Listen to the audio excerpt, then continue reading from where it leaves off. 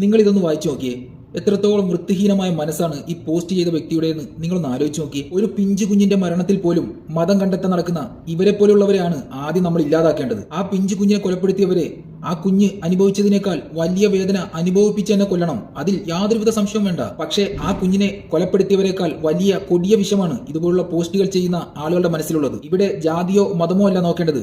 ആ കുഞ്ഞിനെ കൊലപ്പെടുത്തിയ ആ രണ്ട് നികൃഷ്ട ജീവികളും മനുഷ്യരൂപം മാത്രമേ ഉള്ളൂ, മനുഷ്യരല്ല. യു.പിയിൽ വെറും 18 മാസം മാത്രം പ്രായമുള്ള പിഞ്ചു കുഞ്ഞിനെ നിലത്തടിച്ച് കൊന്നവന്റെ പേര് ജിതേന്ദ്ര പാതക് എന്ന ഹൈന്ദവ പേരാണ്. അത് കാരണം ഹിന്ദുക്കൾ മുഴുവനും മോശക്കാരാണെന്ന് പറയാൻ കഴിയുമോ? അങ്ങനെ പറയുന്നത് ശരിയാണോ? മാത്രമല്ല, ആ കുഞ്ഞിനെ കൊലപ്പെടുത്താൻ അഷ്കറിന്റെ കൂടെ നിന്നത് ആ കുഞ്ഞിനെ 10 മാസം വയറ്റിൽ ചുമന്ന് നൊന്ത് പ്രസവിച്ച അമ്മ എന്ന് പോലും വിളിക്കാൻ കഴിയാത്ത ആ സ്ത്രീയുടെ പേരും അഖില എന്നുള്ള ഹിന്ദു നെയ്മായിരുന്നു.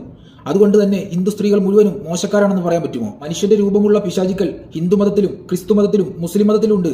അവരെല്ലാം നമ്മൾ തിരിച്ചറിഞ്ഞ് തുടച്ചു നീക്കണം. ഇതുപോലുള്ള പ്രവൃത്തി ചെയ്യുന്നവരെ ജാതിയോ മതമോ നോക്കാതെ കൊല്ലണമെന്ന് തന്നെയാണ് എല്ലാവരും പറയുന്നതും ആഗ്രഹിക്കുന്നതും. അത് മാത്രമല്ല, ഇതുപോലുള്ള പോസ്റ്റുകളിട്ട് സാധാരണ ജനങ്ങളെ തമ്മിലടുപ്പിക്കാൻ ശ്രമിക്കുന്ന അന്തസ്സും അഭിമാനവും ഉളുപ്പുമില്ലാത്ത ജീവികളെയും നമ്മൾ സമൂഹത്തിൽ ജീവിക്കാൻ അനുവദിച്ചുകൂടാ. അതുകൊണ്ട് ദയവ് ചെയ്ത് ഒരു പിഞ്ചു കുഞ്ഞിന്റെ മരണത്തിൽ ജാതിയോ മതമോ നോക്കാതെ ആ കുഞ്ഞിനെ കൊലപ്പെടുത്തിയ കൊടും ക്രിമിനലുകൾക്ക് തക്കതായ ശിക്ഷ വാങ്ങിക്കൊടുക്കുന്നതിന് വേണ്ടി എല്ലാവരും ഒന്നിച്ചു നിൽക്കുക. അതുപോലെ തന്നെ പിഞ്ചു കുഞ്ഞുങ്ങളോട് ഇതുപോലുള്ള ക്രൂരത കാണിക്കുന്നവരെ അത് ജാതിയോ മതമോ നോക്കാതെ, വിചാരണ പോലും നോക്കാതെ വെടിവെച്ച് കൊല്ലണം.